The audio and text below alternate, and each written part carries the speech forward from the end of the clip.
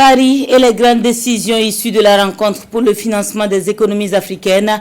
L'on retient la désormais implication de l'Afrique dans la recherche contre le Covid-19, la prise en compte des investissements privés dans et la restructuration de la dette africaine. Le point complet du sommet dans le grand format de ce 20h. Grand oral du Premier ministre, plus d'une heure pour un exposé de la situation nationale et des réformes engagées par le gouvernement. Un après-midi complet pour un tour d'horizon des préoccupations des élus. L'éducation, la sécurité, les infrastructures routières, la bonne gouvernance et l'accès aux services sociaux de base ont dominé les débats. Nous revenons dans les détails sur le déroulement de cet exercice dans quelques instants. 227 décès côté palestinien et 12 côté israélien. Le conflit entre les deux États est à son 11e jour et le cessez-le-feu n'est jusque-là pas envisageable. Malgré l'implication de la Maison-Blanche, Israël entend rester maître du calendrier. Ce sont les titres de ce 20h. Madame, Monsieur, bonsoir. Restructurer la dette africaine et prendre en compte les investissements privés, quelques solutions de relance des économies africaines mises à mal par le Covid-19. L'Afrique qui d'ailleurs s'est mise dans l'effort collectif de recherche et de fabrication du vaccin. Le sommet de Paris a donc abouti à plusieurs propositions de solutions. Le président du FASO revient sur quelques-unes et c'est dans ce dossier signé Nathalie Kaouri. Face à la pandémie du Covid-19, les pays développés consacrent environ 20% de leur produit intérieur brut pour relancer leurs économies contre 1 à 7% pour les pays africains. À la rencontre de Paris, il ressort également que sur les 650 milliards de dollars débloqués par le FMI pour soutenir la relance économique mondiale, seulement 32 milliards de dollars reviennent aux pays africains. C'est un montant largement en deçà des attentes et il fallait trouver un palliatif. L'idée qui a été développée, c'est de demander aux pays développés qui n'en ont pas véritablement besoin de faire une réallocation. L'engagement qui a été pris par le président français dans cette discussion, c'est de faire en sorte que, même si nous ne pouvons pas atteindre les 300 milliards souhaités, au moins la part de l'Afrique soit multipliée par 3, c'est-à-dire faire en sorte que la réallocation des pays les plus développés, on puisse monter environ à 100 milliards pour financer donc les économies africaines. En plus des questions d'ordre économique, il a été décidé de travailler à corriger le déséquilibre entre les pays développés et les pays en voie de développement concernant la disponibilité du vaccin contre le Covid-19. Le constat, c'est qu'en Afrique, c'est 2% de population qui sont actuellement vaccinées.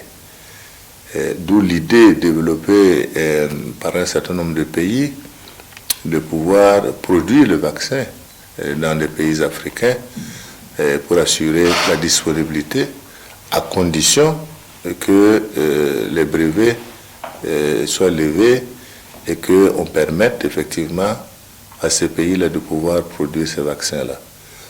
3 pays ont été identifiés dans ce sens, l'Afrique du Sud, le Sénégal et le Rwanda. La relance de l'économie de l'Afrique passe également par les investissements privés et une bonne gestion de la dette. Sur cette question, certaines institutions financières s'engagent aux côtés des États africains. La SFI et la Banque mondiale se sont engagés à réfléchir sur des moyens à mettre en œuvre pour atténuer les risques du secteur privé dans nos différents pays et leur permettre effectivement de participer à des investissements structurants. Et nous avons demandé également, comme troisième point, que sur le plan des budgets, notamment de nos pays, le Fonds monétaire soit assez flexible sur les questions du déficit budgétaire.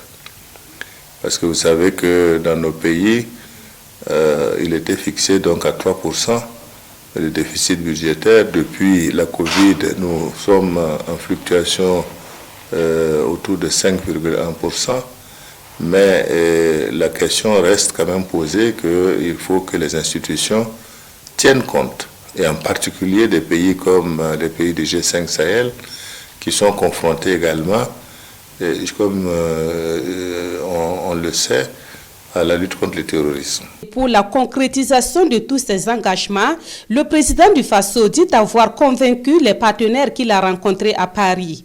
Roch-Marc Christian Kaboré confie également que le Burkina Faso a été félicité pour sa gestion budgétaire exemplaire. Le pays n'est pas dans une situation de surendettement comme c'est le cas pour certains pays de la sous-région. Le Burkina, modèle de gouvernance selon la Banque africaine de développement, ce qui motive d'ailleurs l'institution à poursuivre ses financements dans plusieurs secteurs de développement. À Paris, le chef de l'État et le premier responsable de la BAD ont eu une séance de travail. Le résumé de ce qui a été dit avec Nathalie Kaoré. En dépit de la crise sanitaire et surtout celle sécuritaire, le Burkina Faso a su maintenir sa croissance à un rythme qui satisfait la Banque africaine de développement. C'est un modèle de résilience salué par le directeur général de la BAD. Je suis vraiment très impressionné que malgré ça, le Burkina Faso a eu un taux de croissance de 2,1%. L'année passée, c'était une année très difficile pour l'Afrique. Mais avant ça, vous avez eu un taux de croissance de 6,5%. Et donc, même pour cette année, nous avons fait une prévision que vous avez un rebond de l'économie avec un taux de croissance de 5,1%. Et l'année prochaine, 5,2%. Ça veut dire que les choses marchent. Je peux dire que le Burkina Faso est le plus rare pays qui doit avoir un taux de croissance positif dans une période très difficile. Donc, c'est une marque de leadership. Passé la phase des félicitations, la BAD et la partie burkinabé ont passé en revue les projets financés par cette institution au Burkina Faso. On a aussi discuté de ce que nous avons déjà dans notre plan d'action pour cette année, sur un projet de l'alimentation, la situation de la résilience dans le système d'alimentation. Il y aura le financement de la banque. Il y aura aussi le financement de la banque en tant que ligne de crédit pour différentes institutions financières au pays. En gros, il y aura un financement de 102 millions de dollars américains cette année. Ce financement servira à mettre en œuvre des projets dans les secteurs de l'énergie, des transports et de la sécurité alimentaire.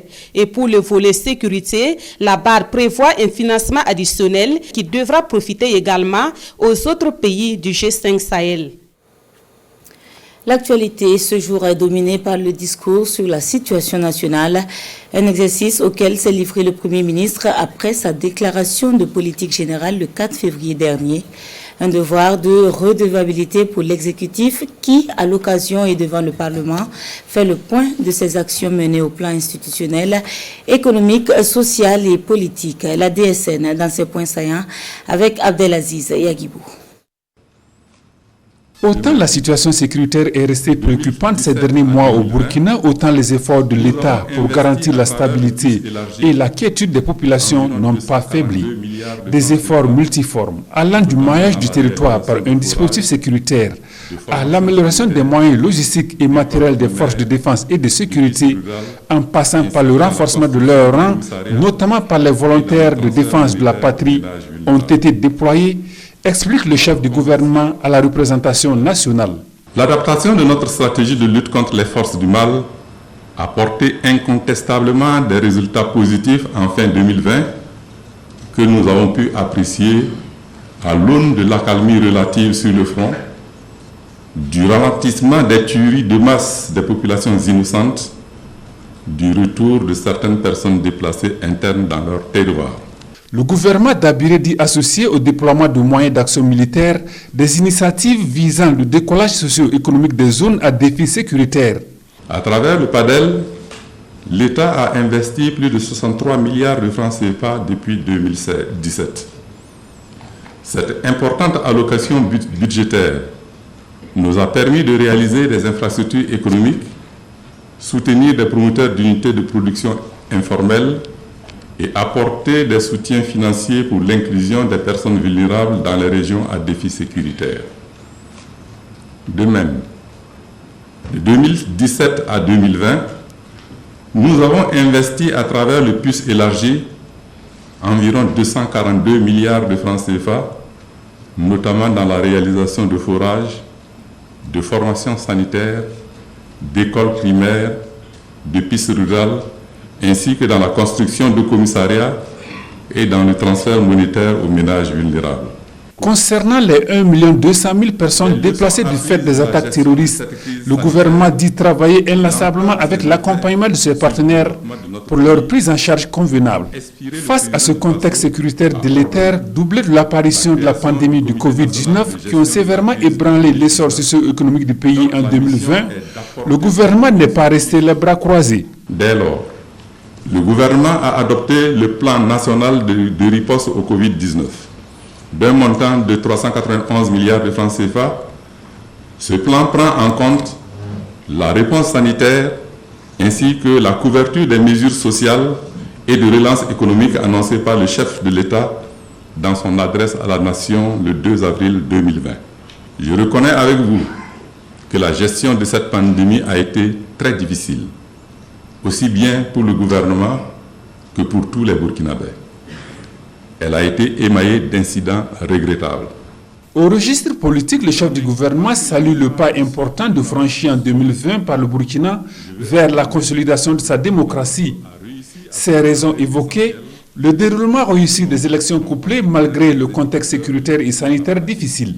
Des élections qui, pour la première fois, ont connu la participation des Burkinabés de l'étranger, ce conformément à la promesse du président du Faso. 2020, année de l'échéance du Plan national de développement économique et social PNDS. Au terme de l'exécution de ce référentiel, dans un contexte particulièrement éprouvant, notre pays a fait la preuve d'une forte capacité de résilience aux aléas de tout genre. En effet, malgré les différentes adversités, le taux de croissance économique annuel moyen est ressorti à 6,2% entre 2016 et 2019. En 2020, il a fléchi en s'établissement à 2,5%. Dans la quête de consolidation de l'état de droit, des actions concrètes visant à renforcer l'appareil judiciaire et à accroître les performances des pôles judiciaires en matière de lutte contre les crimes sous toutes leurs formes ont été posées. Le respect de la liberté de presse et d'accès à l'information est au cœur de l'action du gouvernement qui témoigne, malgré les difficultés sécuritaires, travailler à maintenir les subventions au profit des médias, mais aussi à améliorer le taux de couverture télévisuelle et de la radiodiffusion nationale. Tout en poursuivant le dialogue avec ses partenaires du monde du travail, le gouvernement dit multiplier en 2020 les initiatives visant l'autonomisation et le développement des collectivités territoriales.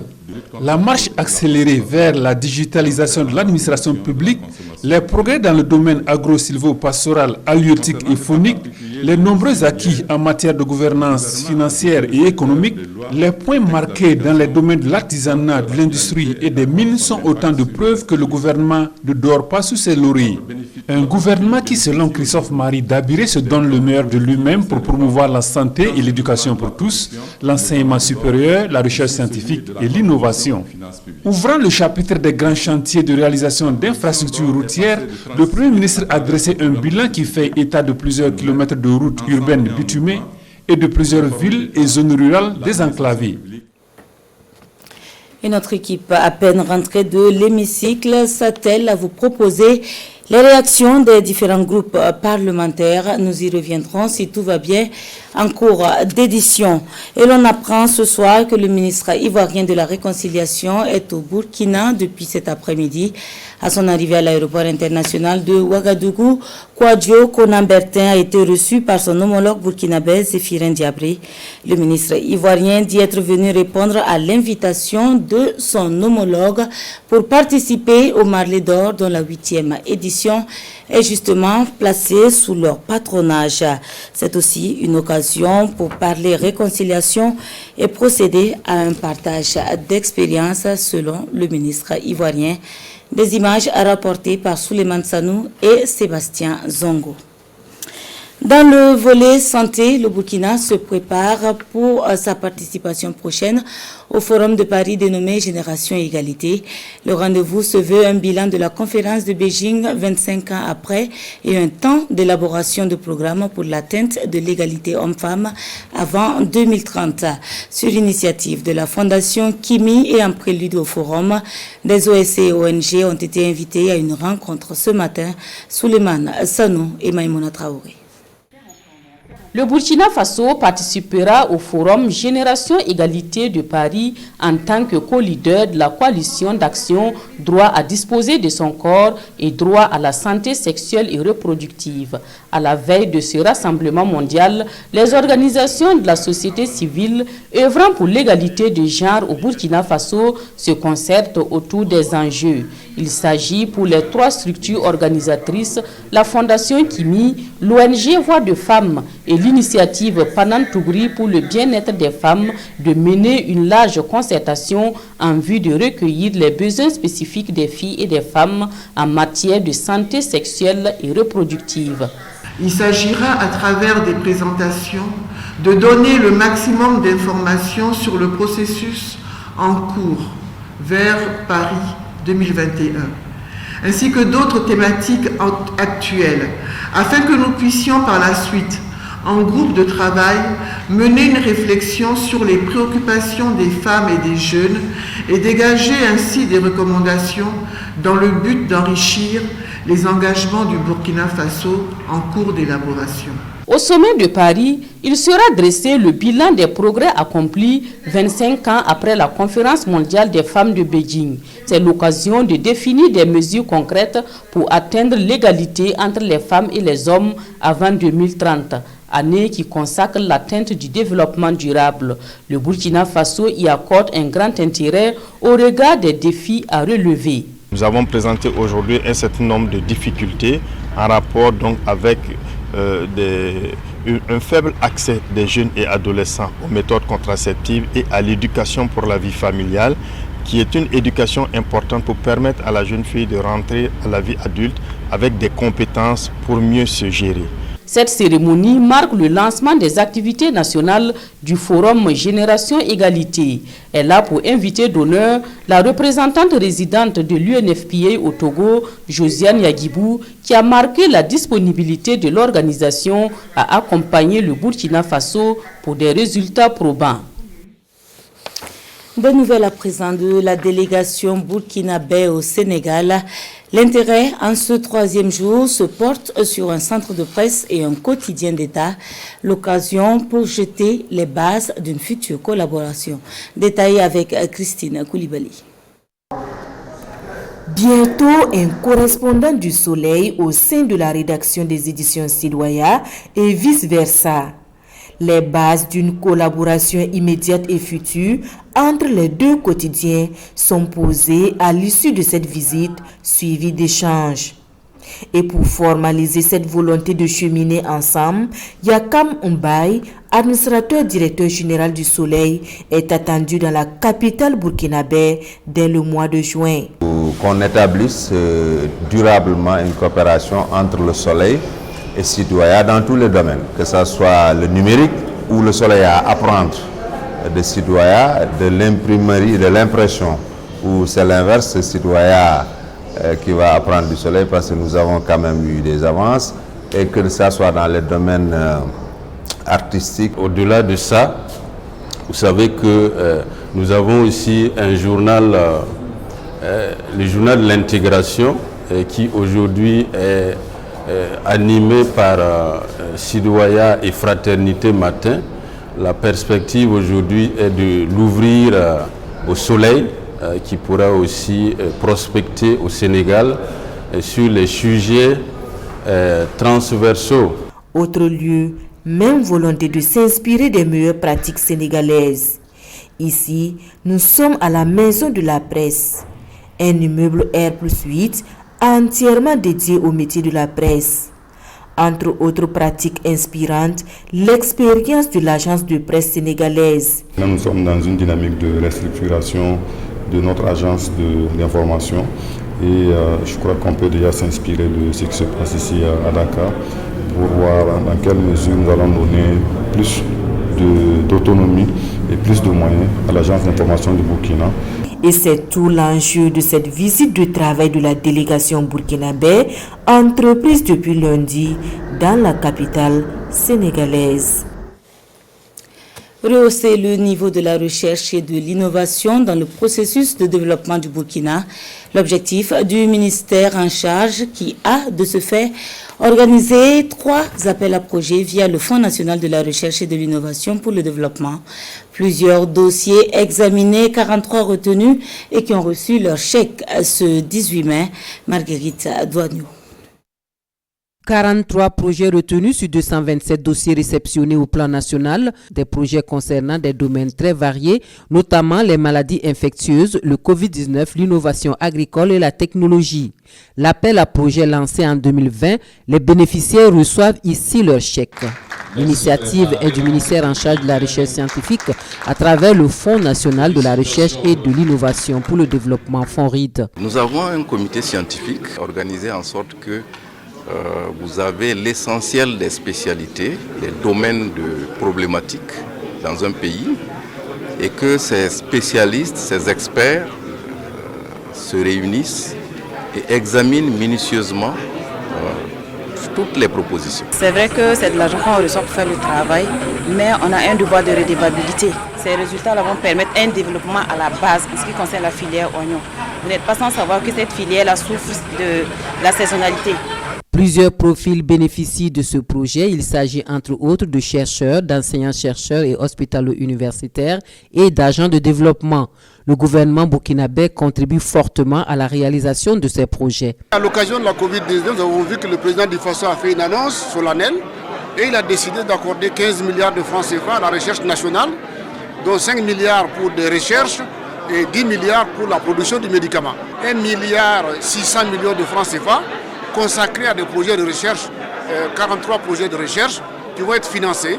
Et nous espérons que dans très peu de temps, on va se retrouver donc pour partager les résultats au bénéfice donc des populations du Burkina Faso. Le FONRID organise chaque année un seul appel à projet, mais cette année reste particulière avec 3 appels à projet.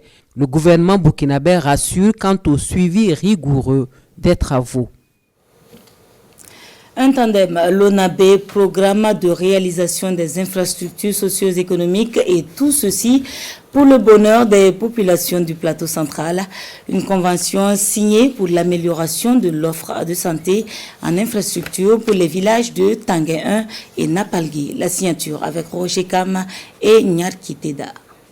La Loterie nationale burkinabé et le programme de réalisation des infrastructures socio-économiques prises, désormais partenaires, avec dans le viseur renforcer l'offre de soins en faveur des populations du plateau central. Par ce partenariat, ce sont 2 CSPS à construire dans les provinces du Kourou-Ouéougou et du Ganzourgou. La LONABE a une mission qui se traduit par la mobilisation des financements. Et la LONABE accompagne les actions de développement en faveur des populations. Et nous sommes appuyés sur les réalisations de prises qui sont assez éloquentes, qui sont très éloquentes, et nous avons voulu solliciter cette expertise-là pour mettre à la disposition des populations des 2 provinces, Ganzourgou et Kourou-Ouéougou, de CSPS. Le coût global de ces réalisations est estimé à plus de 470 millions de francs CFA. Et chaque CSPS va être réalisé avec toutes les commodités et selon les normes requises. Nous envisageons pour l'année 2021 la réalisation de 14 CSPS. Avec ce partenariat, nous serons à 16 CSPS. C'est déjà quelque chose dans notre ville. L'initiative de la LONABE et du PRISE s'inscrit dans une vision commune de mutualiser les efforts pour soulager un tant soit peu les populations de ces 2 provinces. L'abeille, reine de la journée mondiale, a elle consacré ce 21 mai, un acteur précieux pour la planète et un pollinisateur essentiel. Le Burkina, pour la commémoration, prévoit des séances de sensibilisation sur sa protection et une exposition des produits de la ruche. Le secrétaire technique apiculture du ministère des Ressources animales nous donne plus de détails. Pourquoi les Nations Unies ont décidé? Parce que tout simplement les abeilles sont en danger, sont en déclin. Et la pollinisation, que ce soit des cultures, des plantes, surtout à fleurs, dépend des abeilles à près de 75%. Et comme le disait un savant, Einstein, il a dit que si les abeilles venaient à disparaître, l'humanité n'aura que 4 ans pour vivre. Voilà pourquoi, compte tenu du déclin des abeilles, de l'utilisation des activités anthropiques de l'homme, les Nations Unies ont décidé de commémorer cette journée-là. C'est sensibiliser le public sur la protection des abeilles, car, je vous disais, les cultures dépendent, en tout cas leur pollinisation dépend de ces abeilles-là. En plus de cela, nous allons permettre, en tout cas au grand nombre, de connaître quel est le rôle des abeilles, le rôle socio-économique de l'abeille. Il produit du miel, certes, mais il produit également de la cire et d'autres produits de la ruche comme la propolis, la gelée royale et même au niveau de la santé, le venin d'abeille peut être utilisé pour soigner. Importance économique, surtout au Burkina Faso, nous avons près de 16 000 apiculteurs qui produisent du miel et tirent leurs revenus de cette spéculation-là. En plus de cela, de plus en plus, nous travaillons à ce que les femmes puissent participer, en tout cas produire du miel, parce que nous avons constaté que dans l'ancien temps, c'était uniquement les hommes qui le produisaient. Mais notre enquête nous a permis en 2018 de déceler que 28% des femmes s'intéressent à cette activité-là. Pour cette journée, nous avons essentiellement, il y a le discours de M. le ministre qui va donner en tout cas l'importance de cette journée pour la sauvegarde des abeilles.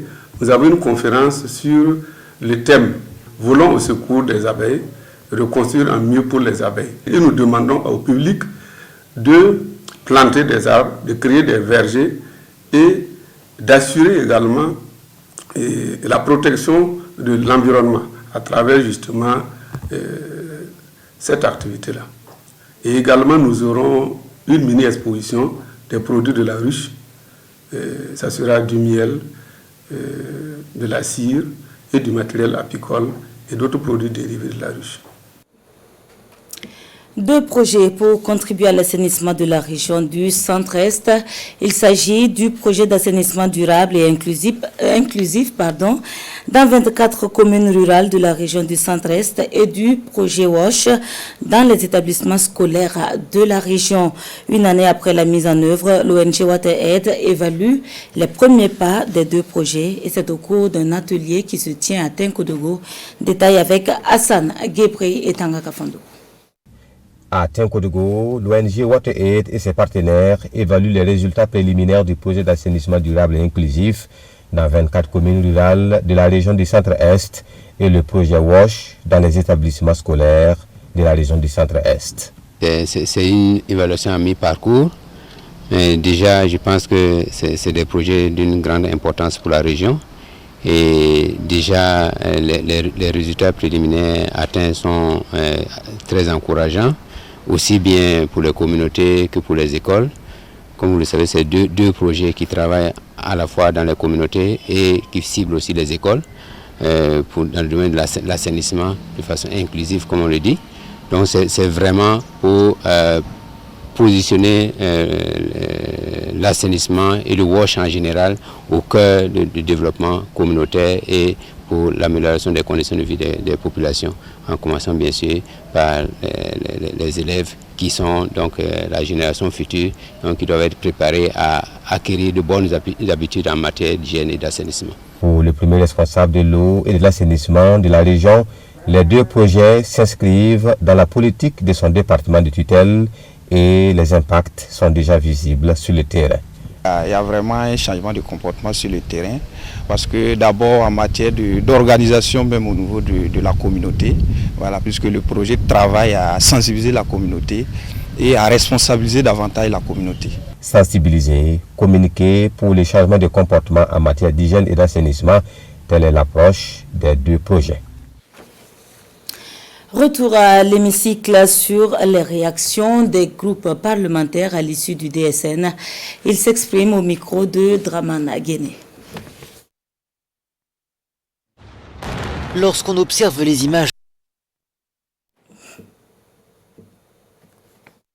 nous sommes restés sur notre soif, nous ne sommes pas du tout satisfaits du discours de l'État de la Nation. Il a fait de ne pas poser les vrais problèmes, mais vous avez vu le nombre de questions qui l'ont rattrapé. Ce n'est pas seulement l'opposition qui a posé des questions. tous les partis opposés, y compris la majorité, personne n'est satisfait de ce discours. Il s'agit vraiment d'un discours robuste qui a cerné tous les contours, en tout cas de la vie nationale.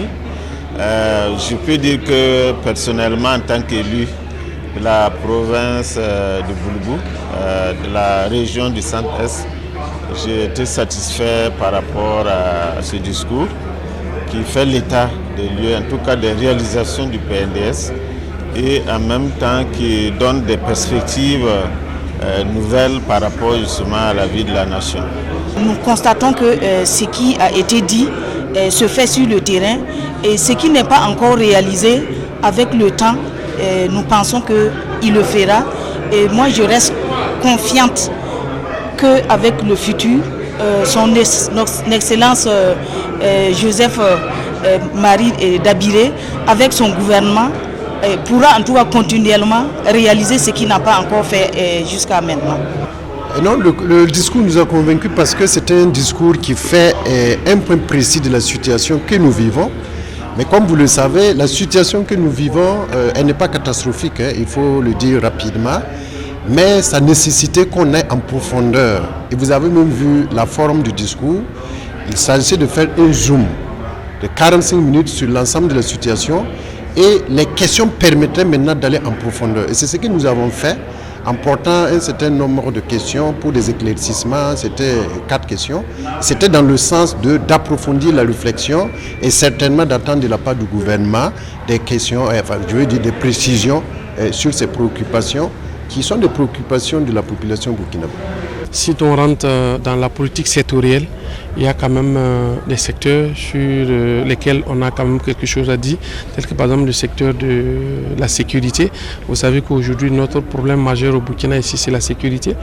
Le gouvernement déploie des moyens, entreprend des actions pour effectivement en vue de la sécurisation du territoire. Mais malgré toutes ces actions, vous constatez en tant que Burkinabé, comme moi-même, que les attentes des populations sont loin d'être remplies. Aujourd'hui, vraiment, la question sécuritaire est toujours une question importante pour notre pays, le Burkina Faso. Beaucoup de déplacés, plus d'1 million de déplacés, beaucoup de personnes qui sont en difficulté, qui ont abandonné leur tout, maison, cheptel, tout le reste, et qui vivent dans une précarité totale. Et là, nous saluons l'action des forces de défense et de sécurité et nous disons au gouvernement de faire plus et de faire en sorte qu'on puisse assurer la sécurité à tous les Burkinabés sur l'ensemble du territoire national et que nous puissions retrouver notre liberté d'aller et de venir sur l'ensemble du territoire national. On a pensé que sur certaines questions, notamment sur la question de l'éducation, parce que c'est le sujet brûlant d'aujourd'hui, bon, on s'attendait à ce qu'il creuse un peu, bon, ça n'a pas été le cas. Et sur la question de la réconciliation qui est attendue par beaucoup de Burkinabés, bon, ça n'a pas été abordé. Mais l'accent a été mis sur la sécurité et puis dans les autres domaines de développement comme la santé, l'eau et l'assainissement, l'énergie, etc. Mais on aurait pu penser qu'il aurait pu creuser davantage sur les premiers domaines que j'ai énumérés tantôt. Hors de chez nous, Israël et Palestine, toujours à couteau tiré, un jour de conflit et plus de 200 morts enregistrés. L'espoir semble pourtant permis car l'on apprend ce soir qu'un cessez-le-feu a été conclu entre les deux parties. Cessez-le-feu qui devrait entrer en vigueur à 2h heure locale. Lorsqu'on observe les images de la dernière nuit d'affrontement entre Gaza et Israël, on est encore loin d'une désescalade. L'aviation israélienne a encore frappé les résidences de plusieurs dirigeants du Hamas, tandis que de nouvelles roquettes ont été tirées vers Israël par des groupes armés de Gaza. Au 11e jour d'un conflit qui a fait 227 décès côté palestinien, dont 64 enfants et 12 morts côté israélien, l'armée israélienne dit étudier le moment opportun pour un cessez-le-feu. Mais Benyamin Netanyahou veut rester maître du calendrier. Je suis déterminé à poursuivre cette opération jusqu'à ce que son objectif soit atteint afin de restaurer la paix et la sécurité pour les citoyens d'Israël. Ce n'est pourtant pas exactement ce que le président américain dit attendre, alors que dans son camp des voix s'élèvent pour réclamer plus de fermeté à l'égard d'Israël. Joe Biden a indiqué mercredi à Benyamin Netanyahou qu'il s'attendait à une désescalade significative ce jeudi pour aller vers un cessez-le-feu. Washington avait pourtant refusé un projet français de résolution au Conseil de sécurité de l'ONU appelant à une cessation des hostilités. La Maison-Blanche voudrait une approche diplomatique plus discrète. Mais les groupes armés de Gaza sont-ils prêts à respecter un cessez-le-feu? Le Hamas renvoie la balle dans le camp d'Israël. Et voilà qui referme l'édition de ce soir. Merci à vous de nous avoir suivis. On se dit à demain, Dieu voulant. Bonsoir.